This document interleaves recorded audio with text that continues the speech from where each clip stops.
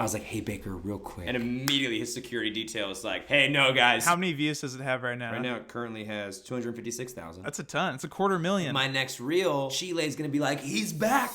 Ladies and gentlemen, welcome to the first ever episode of Don't Hate the Player, Hate the Fame. It's a podcast featuring conversations about fame with a normal guy. I'm excited for you to meet my first guest, who's a good friend of mine and a really fascinating human being. But first, I want to tell you about the show. So the goal of this show is twofold. Goal number one, I just want to have conversations about fame. Why do we want fame? Why do we adore famous people? Is fame all that it's cracked up to be? I also think whenever you see famous people interviewed on TV, they're being interviewed by other famous people. So my hope in hosting this podcast is that I can ask the questions that you and I have always wanted to ask about being famous. And then goal number two is just an experiment. It's to see how famous of a guest I can get on this show. I have a couple connections to musicians and people who have been on TV, but I think if we elevate the level of guest with each episode, one day I could potentially host an A-list celebrity. I'm talking a Grammy winner, an all-star pro athlete, an Avengers level actor. So naturally, I decided to start with the most normal person I could think of, and that's my friend Preston. Preston directs a faith-based nonprofit outreach organization in North Carolina. He's also a talented cinematographer, YouTuber, and wedding DJ. I also got him to agree to come on the podcast without knowing anything about it. So you'll hear me explain what the podcast is about, and you'll get to hear his reaction in real time. I haven't prepped him on any of these questions, so his responses are as authentic as they get. So without further ado, here's Preston Griffin.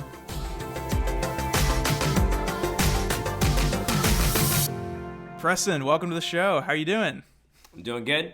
Excited to be here. Yeah, thanks for being on here. I just want to confirm for everyone watching, I've told you nothing about this podcast. Is that correct? That is correct. I'm excited though. Excited to be here. Well, the name of the podcast is Don't Hate the Player, Hate the Fame. Okay, so I'm going to walk you through kind of my goals for this podcast. So there are two main goals. The first goal is I just want to have conversations about fame, but with like a normal person, which would be me. Because, you know, when you see like celebrities and kind of our favorite people on TV and getting interviewed on shows, like Jimmy Fallon's interviewing them, right? But he is also like a famous person. And so I feel like there's kind of a missing element of like all of us normal people have all these questions that never get answered.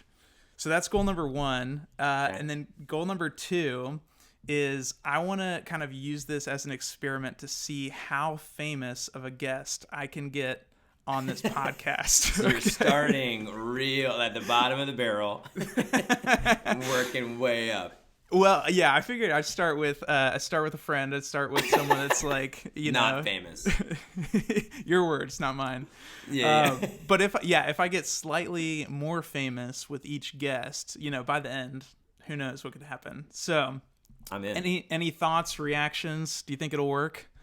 I think it for sure has potential. I think it can work, and I'm excited to lay the foundation upon when Leonardo DiCaprio is accepting his next Oscar on this bad boy. It'll all start right here. You know? Okay, and that makes me excited.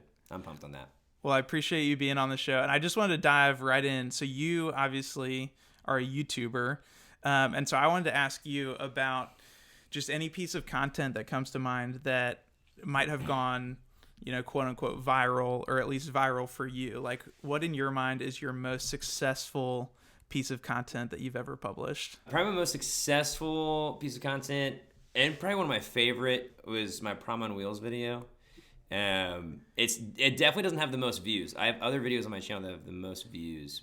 So we essentially came up with the concept, hey, what if we got a couple cars and pretty much made a prom stage and then had like a fake DJ on the back, but actual all real like sound equipment. And then we played 2 songs per household. Everybody got dressed up. We pooled my friend who's a professional photographer with us. So everybody got professional photos. I think it was like 70 plus high schoolers total by the end of the day. Long story short, full day. And then I had contacted this like random friend that I have who works for ABC, like World News. And I was like, hey, here's a story if you want it. She's like, I want it. And so I edited the entire like video within like a matter of hours, which typically I feel like I just like, you know, stew on stuff way too long and like the perfectionism, but I just like threw it together, and it was the quickest and like most like feedback I feel like I've ever gotten from something. Obviously, between like ABC picking it up and using it, between a couple other outlets picking it up and using it. Ironically, the thing has like thousands of views that are not on my channel. You know what I'm saying? And so that was where it kind of backfired. But by far the most viral, most successful, and the most exciting, because again, there was this kind of like freshness of like I sat down the night it ended and just cranked it out, and it was cool to watch. Like then those students who are a part of it get to kind of relive, you know, that day and kind of make it as magical as possible, and you know, try to save prom as much as we could in the midst of, you know, such a sad and depressing season. So but that's probably one of my favorite projects I've ever done in general. You are loved, you are known, you are not forgotten, and this has been Promo Wheels 2020.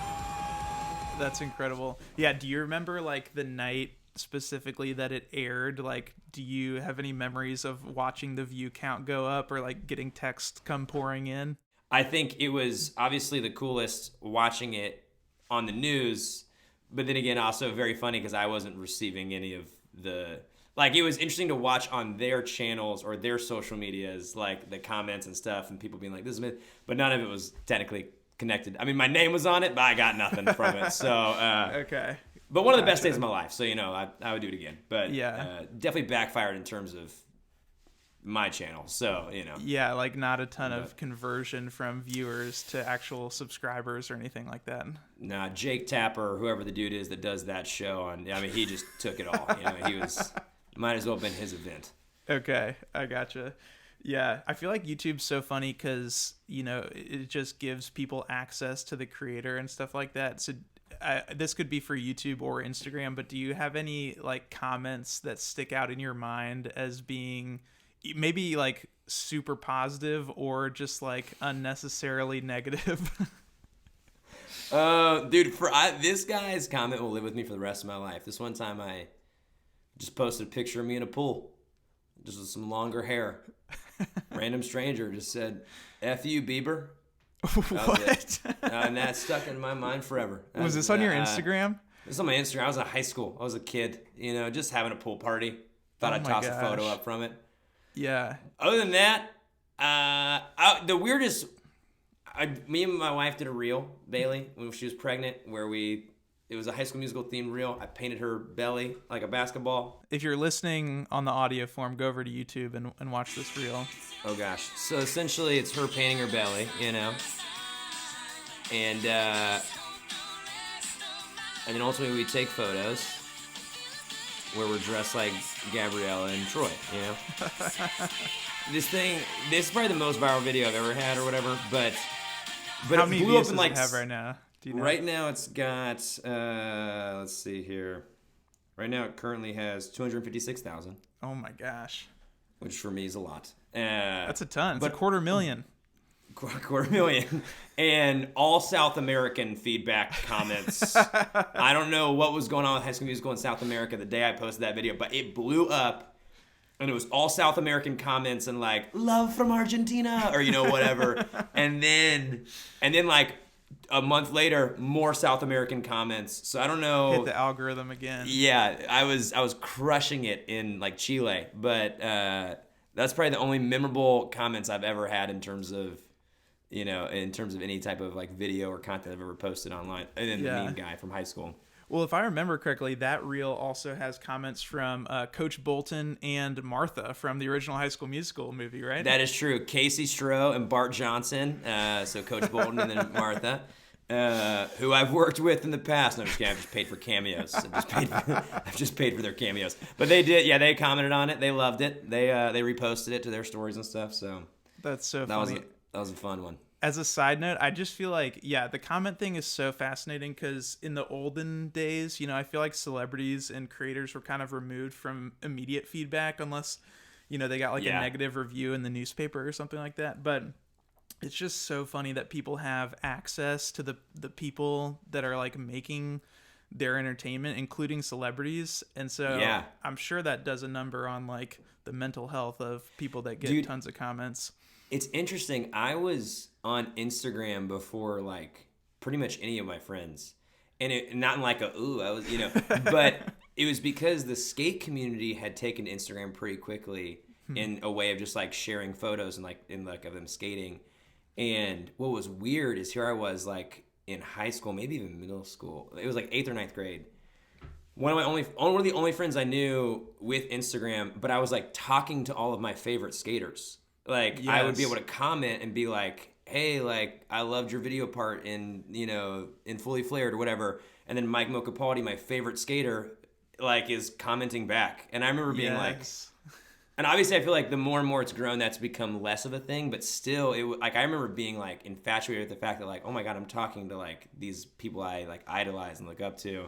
But dude, it is fascinating. I feel like it's got to be overwhelming in terms of, unless you're Kanye, in which case he's just loving it. He's living in it. But that's right. Yeah, whenever I see Bart Johnson comment on something, I always try to reply with that quote where it's like, Dad, do you ever feel like your friends want you to do one thing, but you really want to do the other thing instead?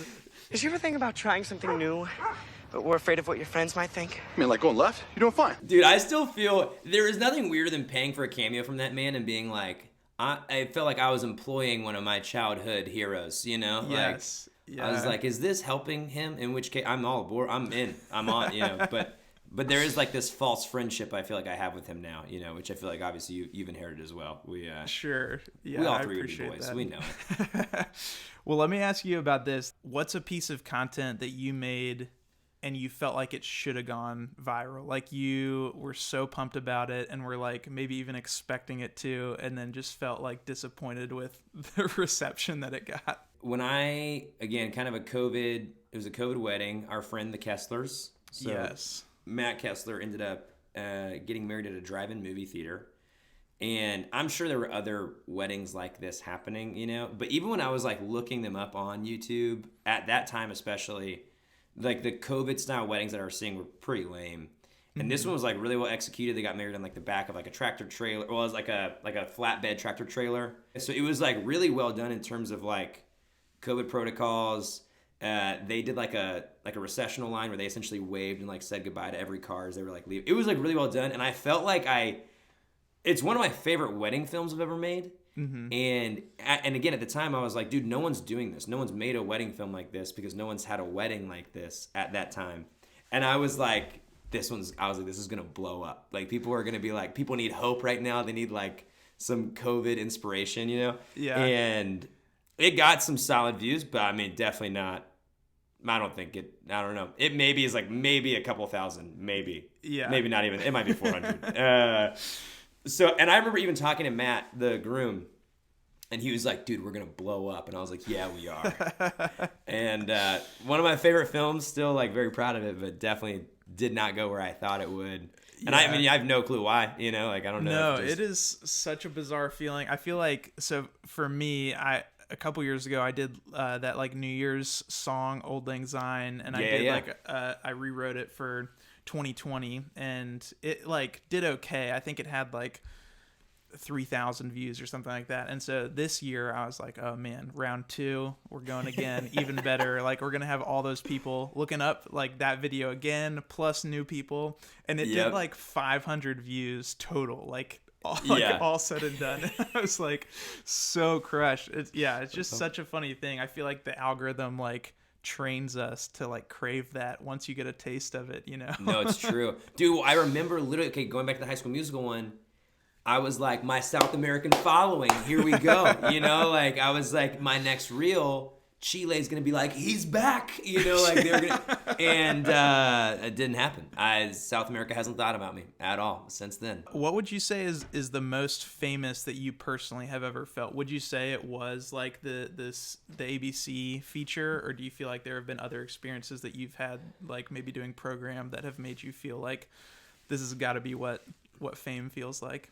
My mom used to be a kindergarten teacher, okay. And so then I just ended up knowing like all 80 kindergartners that were at this kindergarten, and I would show up late some mornings but still walk through the kindergarten wing, and all 80 kindergartners just like high-fiving, hugging, like Preston!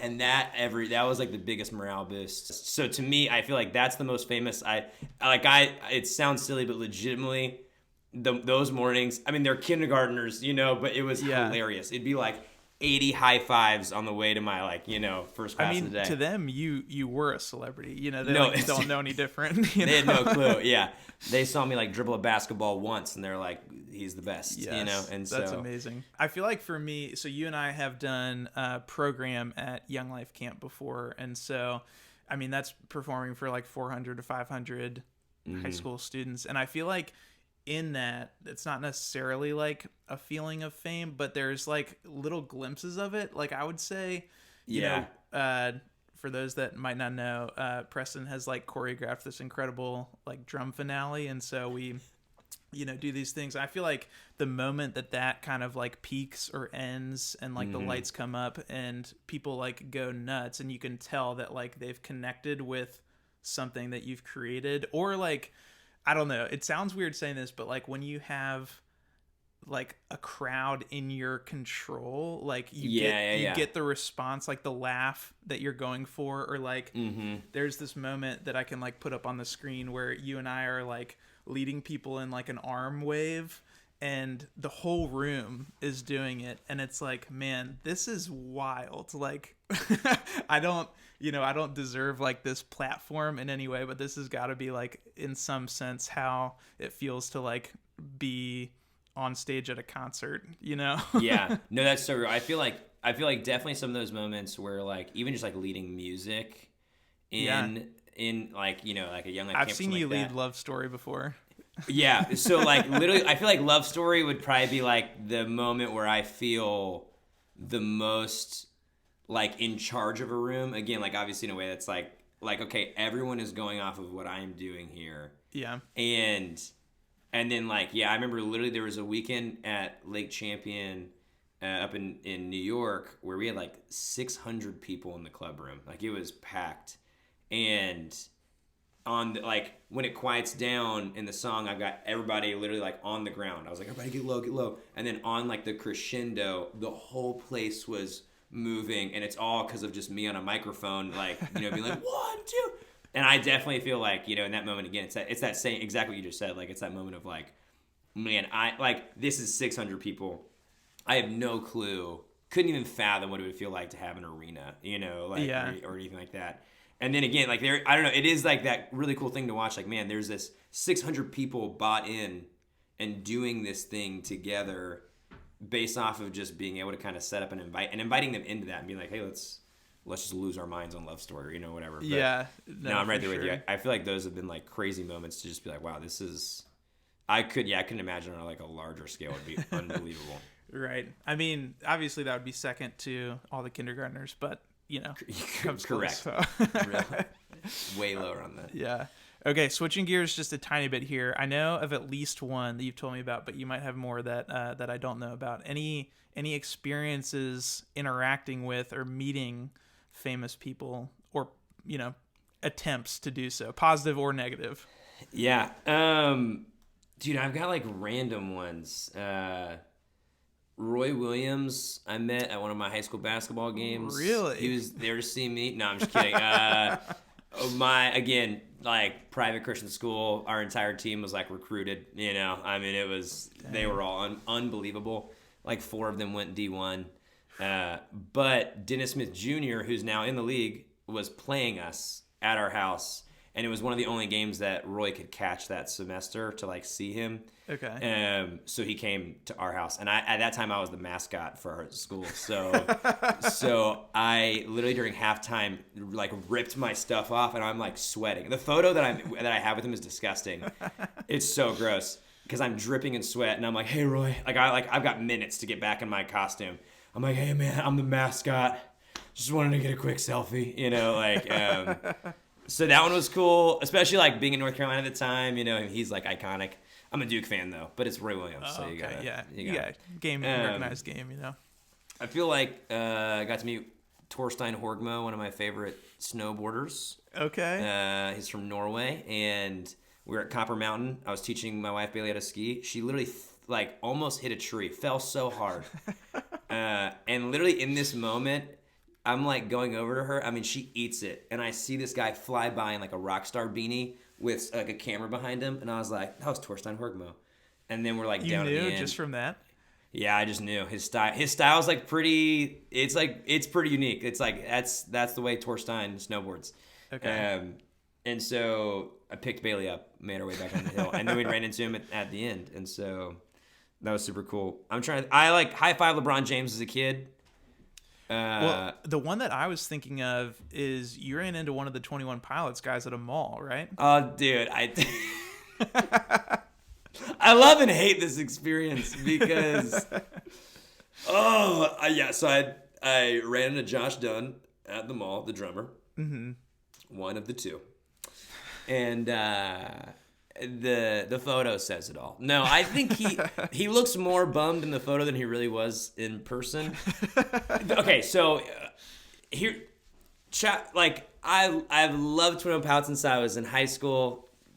You know, like me as a kid has literally joked about and dreamed about this moment for my whole life. You know, every time I go to Columbus, Ohio, from like 2012 on to visit friends who I had in Columbus, I'd always make the joke like, "Yo, what if we ran into like one of the guys from 21 Pilots here?" You know, I've made this joke and I've like almost kind of lived this fantasy out in my head thousands of times. We are at this place called the Diamond Cellar. It's where I bought Bailey's ring. And it's where Josh got his ring for Debbie Ryan. Oh. And so we're in there that day. We're at the mall in Easton, and the proposal had just happened, and I'm talking to the staff. I have a whole 5-minute conversation about like the whole process of Josh Dunn. Like they shut down the store for him. That he came in. You know, like I've had this whole conversation with the staff. This just happened. Then we go into the mall, and I mean, Josh Dunn is on the brain. We've just had this, and I'm like, oh yeah, how crazy would it be if he's here?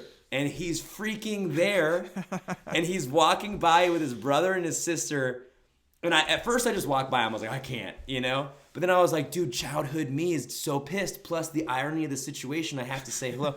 So I run over, and I'm like, it's not even that I'm starstruck. I'm just trying to see how I can concisely explain why I'm stopping him. To be like, you don't understand, man. We just had this whole conversation and this whole blah, blah, blah, blah. Yeah. And I like, dude, I almost blacked. I mean, what I said to him was incoherent for sure. And it just ended with, can we get a picture? And I like still feel kind of bad. Like he was just going to the movies, I think, with his family. Okay. That's the worst part. I think if he was alone, I would have felt less bad. He was with like family. And I stopped him en route to something. So I don't know. But I think we're homies. I think we'd hang out, you know? Okay. So. Yeah, because I was going to ask, of those, like, 3 or 4 experiences, were any of them, you know, like, a disillusionment? Were any of them like, oh, that person wasn't as chill as I thought they would be? Dude. Or were they all, like, really pleasant? I just met Baker Mayfield. Oh, you did? Bro. This is bad. My sister-in-law, it was the night before her wedding. I didn't want to do this. Okay. Baker was at dinner with his family. Like, well, not his family, whole crew. Okay. He is at Town Hall, which is this like spot he always goes to in Cleveland. The rehearsal dinner was there. Mm-hmm. It's my sister-in-law's wedding. She is persistent on trying to get like a picture with Baker for her wedding. Okay. I'm like in his corner. I'm his biggest fan, right? So I'm like, I don't want him to hate me. And this is just, I've learned from my Josh Dunn mistakes, you know? And so I'm like, no, I'm not saying hello to Baker. If anything, I'll do a quick go Browns out the door because he was like close to the door. Sure. Lainey's persistent on meeting Baker and no one's stopping her. And I just know it's not going to go well. So I was like, maybe I'll try to be a buffer. So I like lean in and I was like, hey, Baker, real quick. And he just like, in the most Baker Mayfield way, he goes, hey guys, 1 second. Like super sassy. And immediately his security detail is like, hey, no, guys. And I was like, again, I don't want Baker to hate me. So I was like, message received. And I dipped out. And Lainey was like, it's my wedding. And I was like, message received. And so, ironically, his season went real downhill after that. So I don't know if I cursed him or... but I felt... You know? But dude, I was so... Again, like, Baker doesn't know who I am. He doesn't care, right? Like, he could care less about me. But in that moment, I was like... I don't want Baker Mayfield to hate me. I got to get out of here. Like, I've already gone too far. You know what I'm saying? Like, which again, I think like there is a too far. Like, I think like Baker at dinner with his family, like, should have never happened, you know? And the only reason I'm trying is to try to buffer. Even then, I feel bad about it, you know? Is he still my screensaver? Yes. You know, my lock screen. That one went bad. I felt really, I mean, literally that Sunday, I'm wearing his jersey watching the game, and I'm like, oh. Like, I just felt dirty. I don't know, dude. I didn't like it. I didn't like it. That's so funny. Why do you think so many people, like, either want to be famous or want to be around famous people? Like, what is it about fame that is, like, so attractive to people? I think it all comes down to being, like, feeling known, you know? Like, I think everybody wants to feel known.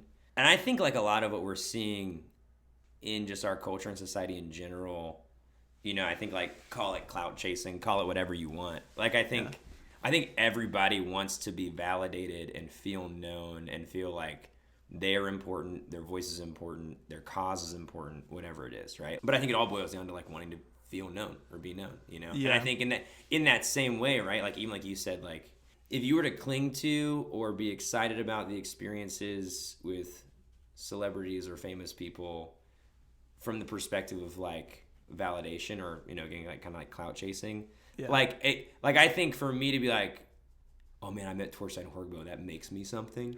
Yeah. You know, like that, like that's really sad, right? Like ultimately that's me, like, really wanting to just be known and validated, like, for my existence. And, you know, like, and obviously celebrities are not going to give that to us, but I do think, like, and I truly think Justin Bieber has been super candid in kind of his recovery process from a lot of that. Like, he was inundated with it so quickly and became so famous so quick, but ultimately at the end of the day still didn't feel known and actually got pretty unhealthy in the process, you know? Like, yeah.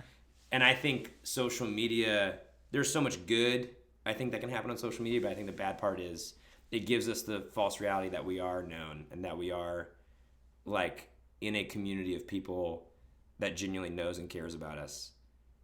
And I think a lot of times it returns pretty void, you know? And yeah. And that was going to be my next question, was just like, do you think it's, like, all that it's cracked up to be? You know what I mean? Like, if I feel like people crave it so much and they look at, like, you know, like a Charli D'Amelio who went from just, like, typical high school kid to, like, you know, living in LA, mansion.